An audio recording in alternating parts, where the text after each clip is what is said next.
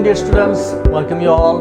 So from this lecture we are going to start a beautiful topic, most important topic, and I hope you all enjoy this topic. And the name and the topic is the scalars and vectors.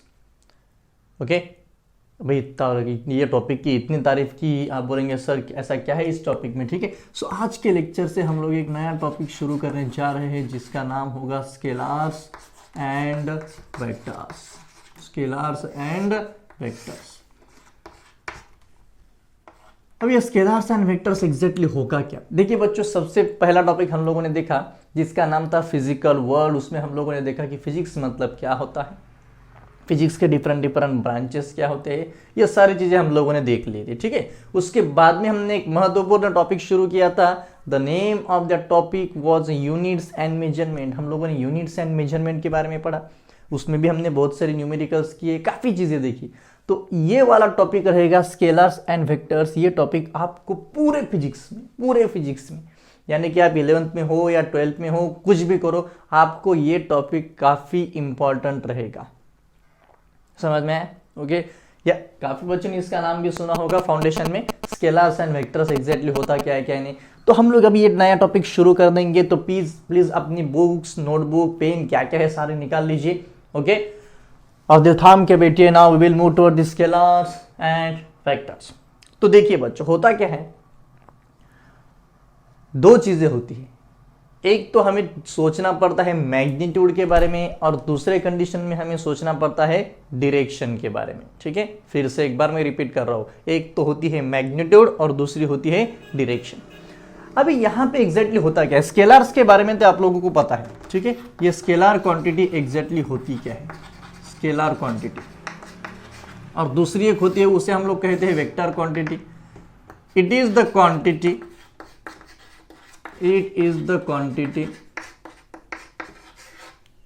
which is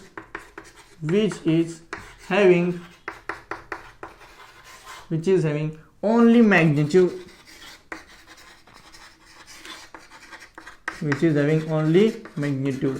but not direction,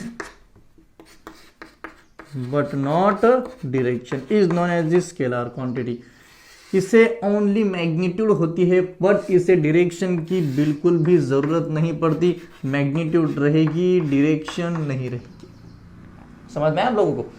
जिस quantity को हम सिर्फ magnitude के हिसाब से denote करते हैं उसे हम लोग क्या कहेंगे, स्केलर क्वांटिटी। अब काफी बच्चे ये बोलेंगे कि सर मैग्नीट्यूड मतलब एग्जैक्टली होता क्या है, मैग्नीट्यूड क्या होता है, ठीक है। अगर मैंने आपको बोला कि भाई आप शॉप में जाओ और यहां से शक्कर लेके आओ, कुछ भी लेके आओ, आपको जो लेके आना है, ठीक है। अगर आपका नेक्स्ट सवाल क्या रहेगा, सर कितनी लानी है? फिर मैं बोलूंगा भाई 10 kg ला। 10 kg ज्यादा हो गया क्या? ठीक है चलो 5 kg ला। तो that 5 kg is the magnitude. आप बोलेंगे क्या, नहीं सर कौन से डायरेक्शन में लो? डायरेक्शन की जरूरत पड़ेगी क्या वहां पे? बिल्कुल नहीं पड़ेगी। यानी कि जहां पे डायरेक्शन नहीं लगेगी, ओनली मैग्नीट्यूड रहेगी, उसे हम लोग क्या कहेंगे, स्केलर क्वांटिटी। अभी लेंथ मेजर करनी है, ठीक है। अगर हमने बोला कि सर हमें लेंथ मेजर करनी, length is a scalar quantity because इसके लिए कोई भी डायरेक्शन की जरूरत नहीं पड़ेगी। आपने बोला कि सर लेंथ आ गई 10 metre, this 10 metre is the magnitude. अब यहां भी यूनिट के बारे में मत सोचिए, यहां पे हम खाली दो ही चीजों के बारे में सोचेंगे, एक तो मैग्नीट्यूड और दूसरी डायरेक्शन। यूनिट्स एंड मेजरमेंट में आप लोग क्या देखते थे, ओके। आप यहाँ पे इसे नंबर बोलते थे और इसे यूनिट बोलते थे। P is equal to P Q is equal to N into U, याद है क्या? अरे भाई याद करो, physical quantity is equal to N into U, ठीक है। सो मैग्नीट्यूड मतलब क्या होता है, it's a number. Magnitude it's a number. आपको बोला भाई आप कौन से स्टैंडर्ड में? आप बोलेंगे सर अभी हम 11th में हैं, तो डायरेक्शन की जरूरत पड़ेगी, हमें बिल्कुल नहीं पड़ी। So that 11th is the magnitude, मैंने आपको लोगों से पूछा कि भाई आपका वेट क्या है? आप बोलेंगे सर 20, तो दैट 20 इज व्हाट, मैग्नीट्यूड। यानी कि जहां पे हमें डायरेक्शन की जरूरत नहीं पड़ेगी उसे हम लोग क्या कहते हैं, स्केलर क्वांटिटी। तो डिस्टेंस के बारे में आप लोगों ने अगर सोचा तो डिस्टेंस को डायरेक्शन की जरूरत होती है क्या? बिल्कुल नहीं। डिस्टेंस मतलब क्या होता है बच्चों? Distance is the actual path. कहां पे भी जाओ, सीधा गए, राइट टर्न मारो, लेफ्ट टर्न मारो, कहां जाना है जाओ भाई, वहां पे हमें डायरेक्शन की जरूरत नहीं पड़ेगी। इसीलिए हम डिस्टेंस को क्या कहते हैं, स्केलर क्वांटिटी। जैसे वो डिस्टेंस होता है, सिमिलरली एक और चीज भी आती है, उसे आप लोग कहते हैं स्पीड। इसे आप लोग क्या कहते हैं, स्पीड। तो लेंथ स्केलर बन गए, डिस्टेंस स्केलर बन गए, स्पीड भी स्केलर बन गए। क्यों? बिकॉज यहाँ पे हम डायरेक्शन के बारे में बिल्कुल भी नहीं सोचेंगे, हम सोचेंगे एक ही चीज के बारे में, और वो है मैग्नीट्यूड। उसे हम लोग क्या कहेंगे? मैग्नीट्यूड। समझ में? तो these are the simple definition of the scalar quantity, कि जहां पे हम सिर्फ मैग्नीट्यूड के बारे में सोचेंगे, डायरेक्शन के बारे में नहीं। एक होती है ये, दूसरी होती है ये, मतलब क्वांटिटी। ठीक है, तो ये और ये सर कौन है? ये स्केलर। मैग्नीट्यूड होगी, डायरेक्शन नहीं होगी, उसे हम लोग क्या कहेंगे? स्केलर। उसे हम लोग क्या कहेंगे? स्केलर। अब ध्यान दीजिए, अगर मैंने आप लोगों को कहा कि ये एड्रेस कहां पे है, ठीक है, अगर मैंने कहा कि भाई आपको कहां पे जाने का है, सपोज पीवीआर कहां पे है, तो हम लोग क्या कहेंगे? नहीं सर 7 हिल से जाओ, 7 हिल से सीधा जाओ। नेक्स्ट वाला क्वेश्चन क्या पूछेगा? सर किस डायरेक्शन में जाने का? राइट जाने का, लेफ्ट जाने का, पीछे जाने का, आगे जाने का, कहां जाने का? तो वहां पे हमें डायरेक्शन मेंशन करने की जरूरत पड़ती है। फिर हम बोलेंगे भाई 7 हिल तक जाओ, उसके बाद में वहां से राइट टर्न मारो, फिर सीधा जाओ, फिर स्ट्रेट जाओ, फिर स्ट्रेट जाओ, उसी डायरेक्शन में आगे जाते रहो, उसके बाद में थोड़ा सा लेफ्ट मारो, फिर आपको वो टॉकीज मिलेगा। यू गॉट द कॉन्सेप्ट और नॉट? इसका मतलब क्या होता है कि जब हम डायरेक्शन के बारे में मेंशन करना शुरू कर देते हैं, तो वहां पे मैग्नीट्यूड भी आती है और डायरेक्शन भी आती है। एक और एग्जांपल लेंगे। अगर आप लोगों ने मुझे पूछा कि सर आपका घर कहां पे, तो मैं क्या बोलूंगा? नहीं जाओ 5 किलोमीटर जाओ। आप बोलेंगे सर 5 किलोमीटर ठीक है, 5 किलोमीटर इज द गुड। ये 5 किलोमीटर मतलब मैंने क्या मेंशन किया? मैग्नीट्यूड मेंशन किया। नेक्स्ट सवाल आप लोगों का क्या रहेगा? सर इन विच डायरेक्शन, हमें कौन सी डायरेक्शन में जाना है? तब हम बोलेंगे कि भाई नॉर्थ डायरेक्शन में 5 किलोमीटर जाओ, या साउथ डायरेक्शन में जाओ, या वेस्ट में जाओ, ईस्ट या ईस्ट में जाओ। तब जाके आपको समझ में आए कि सर एग्जैक्टली पोजीशन क्या है। तो जहां पे वहां पे हमें डायरेक्शन के भी बारे में सोचना पड़ता है, सो वहां पे मैग्नीट्यूड भी आ गई और डायरेक्शन भी आ गई। तो उसी को हम लोग कहेंगे वेक्टर क्वांटिटी। उसी को हम लोग क्या कहेंगे? Vector quantity. ठीक है, वो देखेंगे हम लोग। तो स्केलर क्वांटिटी के बारे में समझ में आया। स्केलर मतलब क्या होता है, ये डेफिनेशन में ज्यादा मत जाओ, जिससे मैग्नीट्यूड होगी, डायरेक्शन की जरूरत नहीं होगी। ऐसी कौन सी भी चीजें होगी तो आप लोग यहाँ पे लिख सकते हैं, जैसे कि इलेक्ट्रिक करंट, मैंने एक्सप्लेन किया था। Electric current is a scalar quantity. आप बोलेंगे सर इसे डायरेक्शन भी है, इसे मैग्नीट्यूड भी है, ये थोड़ा सा अलग कंडीशन है, लेकिन ये स्केलर में आएगा। इसके बारे में हम लोग देखेंगे आने वाले लेक्चर्स में। ठीक है, length, distance, speed, electric current, एक और चीज वर्क, एनर्जी। वर्क और एनर्जी तो एक ही होगा, वर्क, एनर्जी, ये सारी चीजें स्केलर्स रहेगी। एनर्जी को डायरेक्शन होती है क्या? हाँ, आपने किस डायरेक्शन में एनर्जी अप्लाई की, यानी कि उसका कन्वर्जन अभी फोर्स में होगा, बिकॉज वो बॉडी को वेलोसिटी मिलेगी, वेलोसिटी की वजह से एक्सेलरेशन मिलेगा, मास तो कांस्टेंट रहेगा, मास इंटू एक्सेलरेशन फोर्स बन जाएगा, एंड फोर्स को डायरेक्शन होती है, लेकिन एनर्जी को डायरेक्शन नहीं होती। मेरे बॉडी में अभी एनर्जी है, डायरेक्शन की जरूरत है क्या? बिल्कुल नहीं, इट इज हैविंग मैग्नीट्यूड। तो जब हम सिर्फ मैग्नीट्यूड के बारे में बात करेंगे तो वो क्वांटिटी कौन सी बन जाएगी? Scalar quantity. ठीक है, अब नेक्स्ट पॉइंट, ये तो बेसिक था एकदम से।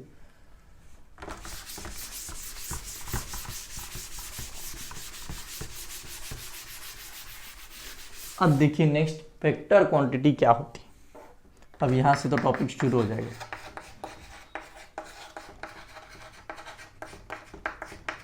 Vector quantity, it is the quantity having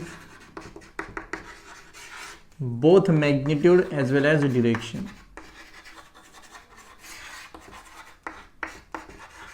magnitude as well as direction. भाई जिसे मैग्नीट्यूड एंड डायरेक्शन दोनों भी होंगे उसे कहेंगे स्केलर, जिसे मैग्नीट्यूड ही होंगी उसे कहेंगे वेक्टर। सॉरी, गलती से मिस्टेक हो गया।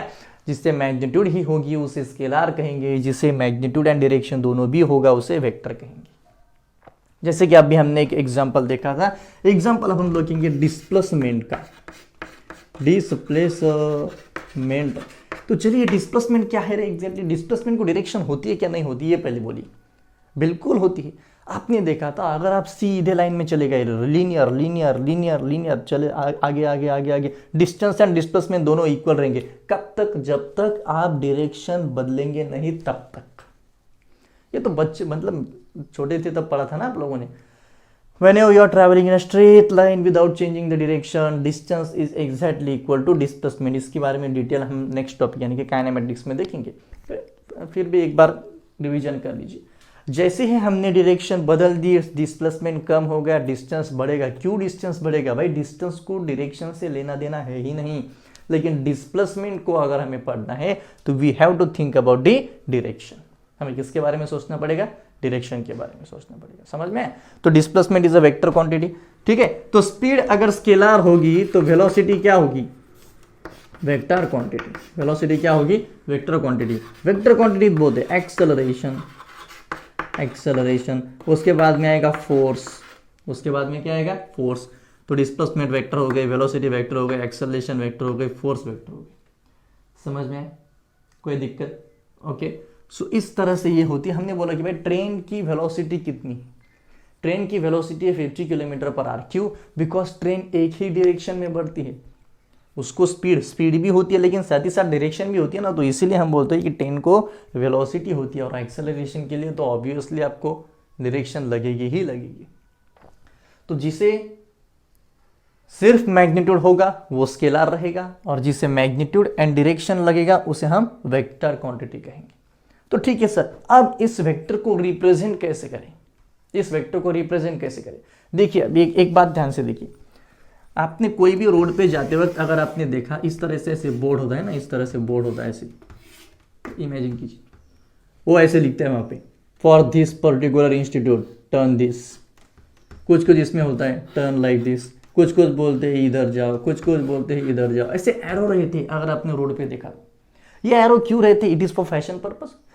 बिल्कुल नहीं। ये एरो क्यों होते हैं? कि आपको ये समझाने के लिए कि भाई आगे से राइट टर्न करो, या आगे से लेफ्ट टर्न करो, या सीधा जाओ या वापिस आ जाओ। इसका मीनिंग क्या है? कि they are trying to represent the direction. Magnitude तो आप लोगों के पास है भाई, वो क्या रिप्रेजेंट करने का प्रयास कर रहे हैं? डायरेक्शन रिप्रेजेंट करने का प्रयास कर रहे हैं। और यही नोटेशन होता है वेक्टर्स का, यही नोटेशन होता है वेक्टर्स का। देखिए अभी अगर हमने सिर्फ इस तरह से लिखा a is equal to 50, suppose 50, हाँ yes, a is equal to 50, so this is the magnitude. या आप मैग्नीट्यूड को इस तरह से भी रिप्रेजेंट करते हैं, ये दोनों भी क्या हो गए? Representation of magnitude. ए बोलो या मॉड ए बोलो, ये दोनों भी मैग्नीट्यूड हो गए। लेकिन अगर आपने अभी इस तरह से किया ए बार, ये बन गया वेक्टर। या आप इस तरह से भी लिख सकते हैं मॉड ए बार, ये भी क्या बन गया? वेक्टर। तो वेक्टर के लिए हम उसके सर पे एक एरो बना देंगे। अब जिस डायरेक्शन में है उस डायरेक्शन में एरो नहीं बनाने का अगर ऊपर होगा तो फिर ऐसे ही ऐसे लिखेंगे या ऐसे, सर इट्स अ वेक्टर, ये ऊपर जा। It's not like that. हर बार उसके ऊपर इस तरह का एक एरो रहेगा, और जैसे ही एरो आया हम लोग समझ जाएंगे कि ये कौन सी क्वांटिटी है? Vector quantity. यहाँ पे एरो है क्या? बिल्कुल नहीं। तो ये स्केलर हो गई कि वेक्टर हो गई? स्केलर क्वांटिटी हो गई सब। और ये वाली कौन सी हो गई? Vector quantity. अगर हमने इस तरह से कुछ लिया, सपोज इमेजिन कीजिए p मीटर पर सेकेंड। अब स्पीड का भी यूनिट मीटर पर सेकेंड है, वेलोसिटी भी मीटर पर सेकेंड है। तो ये स्पीड है कि वेलोसिटी? इसे ऐसे कर देंगे, ये स्पीड है। क्यों? यहाँ पे एरो नहीं है। एरो नहीं है मतलब ये क्या है? खाली मैग्नीट्यूड। मैग्नीट्यूड किसको होता है? स्केलर को। यानी कि ये स्केलर कौन सी, स्पीड कौन सी क्वांटिटी है? Scalar quantity. इसीलिए ये बन गया स्केलर। अगर मैंने इस तरह से कुछ बना दिया, अब ये क्या बन गया? वेलोसिटी। क्यों? एरो आ गया। एरो मतलब क्या? वेक्टर। वेलोसिटी कौन सी क्वांटिटी है? वेक्टर। समझ में आप लोगों को पूरा ही?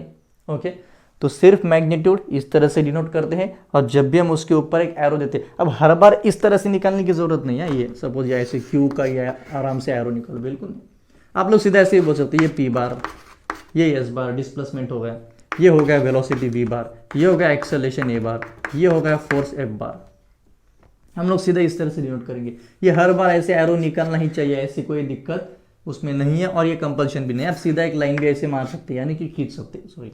Okay, F bar, V bar, S bar, P bar and this A bar. So जब हम ऊपर बार लगाएंगे, बार बार मतलब ये वाला बार, वहां पे अभी सोचने का भी नहीं, because our focus is IIT and JEE। Sir ये क्या कर रहे हो आप?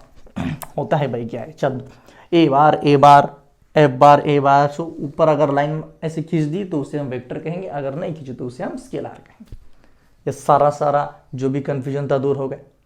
समझ में आया सभी लोग को? ओके, तो स्केलर में क्या होता है मैग्नीट्यूड, वेक्टर में क्या होता है मैग्नीट्यूड एंड डायरेक्शन। मैं जानबूझ के थोड़ा सा स्लो जा रहा हूँ बिकॉज ये लेक्चर उनके लिए है नॉर्मली कि जो अभी 11th में एंट्री करेंगे। हाँ 12th के बच्चे भी दे सकते हैं, लेकिन उनको ये हुआ है, मतलब उनका ये टाइम पास ज़्यादा होगा, ठीक है।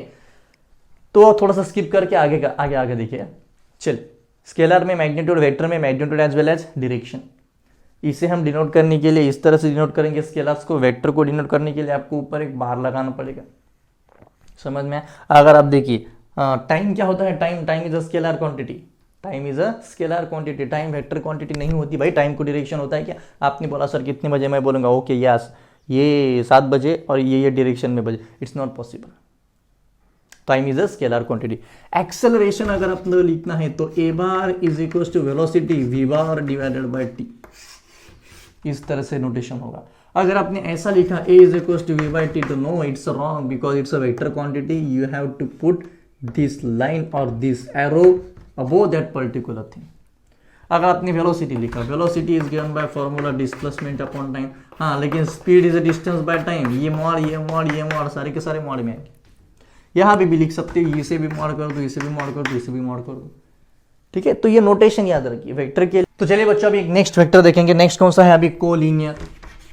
ये तो काफी इजी है। कोलिनियर डेफिनेशन में मत जाओ। कोलिनियर मतलब देखो एक ही लाइन में मैग्नीट्यूड चाहे कुछ भी हो, एक ही लाइन में वो चाहिए, उसे हम लोग क्या कहेंगे कोलिनियर, समझ में। ओके, यानी कि एग्जांपल देखिए, अगर हमने एक बॉक्स लिया सपोज ये वाला, एक ने कुछ तो भी फोर्स अप्लाई किया, suppose this force is 10 Newton, और दूसरे ने भी उसी डायरेक्शन में एक फोर्स अप्लाई किया, सपोज वो फोर्स हो गया 15 न्यूटन, तो उसे हम लोग बोलेंगे कोलिनियर। ओके, यानी कि मैं अगर किसी को धक्का दे रहा हूं तो पीछे वाला मुझे पीछे से धक्का दे रहा है, उसे हम लोग क्या कहेंगे कोलिनियर। एक ही डायरेक्शन में, एक ही लाइन में, वो फोर्स एक ही लाइन में चाहिए, उसे हम लोग एक ही डायरेक्शन में नहीं कह रहा हम लोग। ओके, डायरेक्शन देखिए एक ही डायरेक्शन में अगर होगा तो वो पैरेलल बन जाएंगे ना। हम क्या बोल रहे हैं कि वो एक ही लाइन में चाहिए, एक ही लाइन में चाहिए, उसे हम लोग कहेंगे कोलिनियर। अगर आपने ये डब्बा इस तरह से लिया, ये फोर्स ये पैरेलल फोर्स बन गए, इसे हम लोग कोलिनियर कह सकते हैं क्या? बिल्कुल नहीं। कोलिनियर तो ये बन गया F1 बार F2 बार, F1 बार F2 बार, ठीक है। तो जब एक ही लाइन में होगा कोलिनियर, एक ही लाइन में उसे हम लोग क्या कहेंगे कोलिनियर, ध्यान दीजिए। नेक्स्ट, अब ये थोड़ा सा इंपॉर्टेंट है, coplanar. When two vectors are in same plane, then we call it as a coplanar। अब प्लेन मतलब क्या होता है? प्लेन मतलब क्या होता है? सपोज लेट कंसीडर ये बोर्ड, ये ग्रीन बोर्ड मतलब एक प्लेन बन गया। ये ग्रीन बोर्ड मतलब क्या बन गया? एक प्लेन बन गया पूरा, ठीक है। तो उस वाले प्लेन में जितने भी वेक्टर्स आएंगे उसे हम लोग कोप्लेनर बोलेंगे। एक एग्जांपल की कंडीशन हम लोग कंसीडर करेंगे। Suppose let's take one example,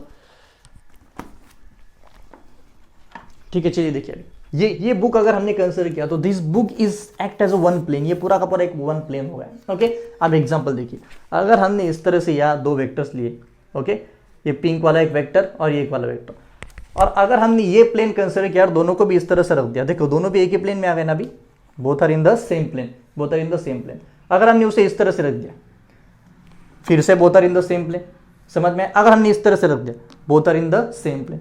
लेकिन अगर हमने यहाँ पे एक तीसरा कोई कंसिडर किया तो वो सेम प्लेन में आएगा क्या? बिल्कुल नहीं आएगा। आई होप आप समझ रहे हो। एक और एग्जांपल लेंगे, देखिए, अगर हमने इस तरह से कुछ किया अभी, ठीक है, ये इस तरह से कुछ किया, ये देखिए अभी, ये ध्यान से देखिए, ये अगर हमने इसको इस तरह से, ये ऊपर वाला भी एक ही प्लेन में, ये भी एक ही प्लेन में, लेकिन ये बाहर आ गया, यानी कि इसने प्लेन चेंज कर दिया, यानी कि ये कोप्लेनर हो सकता है क्या? नो। ये first and second both are coplanar, but this is not a coplanar. समझ में आप लोगों को? अगर हमने इस तरह का कोई सरफेस लिया तो इस तरह से बन जाएंगे। देखिए फिर से एक बार, नीचे वाले दो कोप्लेनर, ये ऊपर आ रहा है, तो ये कभी भी कोप्लेनर नहीं बन सकते। समझ में? कोप्लेनर मतलब क्या होता है? In the same plane. जब भी दोनों भी सेम प्लेन में होंगे तभी हम लोग उसे क्या कहेंगे? कोप्लेनर, ठीक है। यानी कि देखिए ना, ये प्लेन मतलब इस तरह से होता है। अगर आपने ध्यान से देखा तो ये दो वेक्टर, फर्स्ट वेक्टर, ये सेकेंड वेक्टर, ये दोनों भी कोप्लेनर बन जाएंगे। अगर हमने उसे इस तरह से लिखा तो वो भी कोप्लेनर बन जाएंगे। लेकिन अगर तीसरा ऐसे बाहर आया तो वो कोप्लेनर बनेगा क्या? नहीं बनेगा। दो वेक्टर्स कोप्लेनर क्यों होते हैं? बिकॉज वो 2D बन जाता है। जब हम उसमें तीसरा ऐड करते हैं तो वो 3D बन जाता है। 3D मतलब क्या भाई? प्लेन चेंज करेगा। समझ में आया? ओके, तो जब वो एक ही लाइन में होगे तो उसे क्या कहेंगे? कोलिनियर। जब एक ही प्लेन में होगे तब उसे हम लोग क्या कहेंगे? कोप्लेनर।